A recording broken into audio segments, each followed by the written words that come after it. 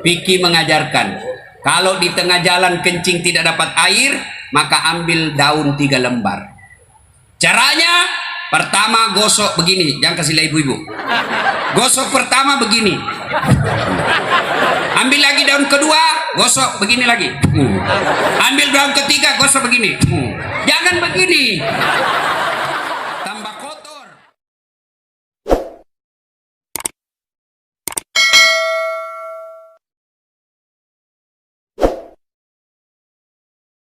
Akhirat tidak ada orang masuk neraka gara-gara penyakit kusta.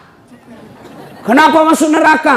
Kusta Tuhan, Anda. Kenapa masuk neraka? Ngontrak-ngontrak Tuhan, tidak punya rumah. Tidak. Kenapa masuk neraka? Sombong. Kenapa masuk neraka? Takabur. Kenapa masuk neraka? Ujub. Penyakit hati. Ini penting. Coba, kalau Bapak bawa mobil dari Jakarta ke Bogor, yang nyetir tangan, yang berpikir sepanjang jalan otak, gas rem kaki. Tapi begitu ada tikungan, apa tertulis? Hati-hati. Iya toh? Tidak tertulis otak-otak. Padahal otak yang berpikir. Iya, begitu pentingnya hati. Coba di lapangan terbang, apa lagunya ibu-ibu sekarang? Yo, yo ayo. Yo ayo, yo ayo. Apa itu ayo ayo? Ayo apa? Ayo apa? Putar ke kiri nona, putarlah ke kanan. Beleng-beleng. Apa itu? Apa gunanya itu lagu-lagumu itu? Putar ke kiri, putar ke kanan. Apa? Katanya majelis taklim, tapi lagunya tidak mendidik. Sudah 3 tahun majelis taklim, seragamnya 4. Olahraga depannya lakinya orang. Dia di depan sebajunya sempit. Bapak-bapak di belakang, di depan ibu-ibu 1.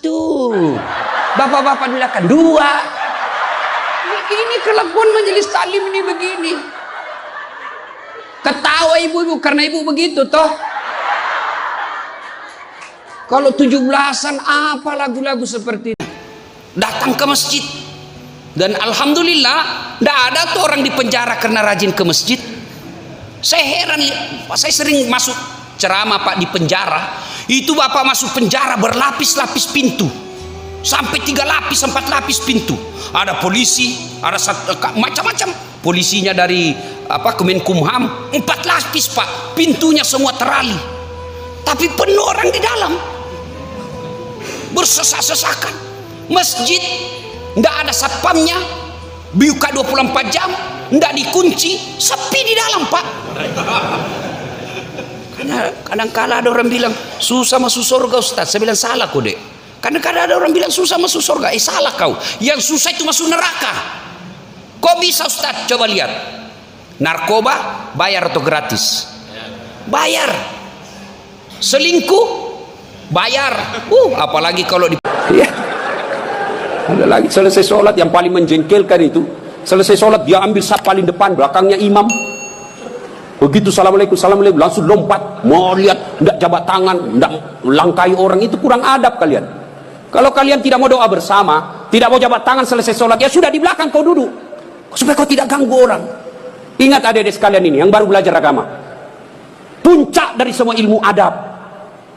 Rasulullah ditanya, ya Rasulullah, untuk apa Rasul diutus ke muka bumi? Mencerdaskan kehidupan bangsa? Bukan. Mengangkat harkat dan martabat? Bukan. Apa? Liutammima makarimal akhlak. Memperbaiki akhlak manusia. Ini kita berbeda mazhab, saling mengkafirkan, saling menghina. Zaman sekarang aja ini kita ribut-ribut sesama muslim. Dulu tahun 90-an, kita kalau sholat subuh, Allahu Akbar. Di samping kita tidak kunut, dalam hati saja, oh Muhammadiyah. Selesai. Allahu Akbar. Tidak kunut, Muhammadiyah berarti ini. Itu aja enggak. Sekarang kok bisa-bisanya pengajian mengganggumu? Kok bisa-bisanya suara azan membuat kau risih? Gimana Allah tidak marah? Hasilnya bilang, kan ditahu itu jadwal. Namanya juga jangan terlalu keras. Ya namanya panggilan pasti dikeras. Allahu Akbar, Allahu Akbar. Ya namanya panggilan pasti dikeraskan. Kalau dikecilkan, bukan namanya panggilan Pak, si BCE. Dasat, dipanggil. Dasat, dasat. Nah, itu baku bici namanya itu. Apabila kufur terhadap ayat-ayat Allah, maka itu salah satu penyebab datangnya undangan musibah. Nah, berikutnya itu ayat Quran. Kalau ayat yang tercipta, mari kita lihat perlakuan kita terhadap sumber daya alam kita. Dihabisi tanpa ada perbaikan. Saya kalau perjalanan Pak, dari Balikpapan. Nah, kalau begitu, saya tidak membahas masalah ini. Kenapa bisa terjadi? Karena dalam Al-Quran, musibah, bencana, gempa dan sejenisnya tidak akan terjadi kecuali diundang. Bahasa agamanya, bahasa Qur'annya, musibah itu datang karena diundang oleh manusia. Apa penyebab datangnya musibah? Saya tidak bahas melalui ilmu teknologi, tapi saya mencoba memperjelaskannya dari Al-Quran sebagai sumber ilmu pengetahuan umat Islam. Ini tidak ada hubungan dengan geologi.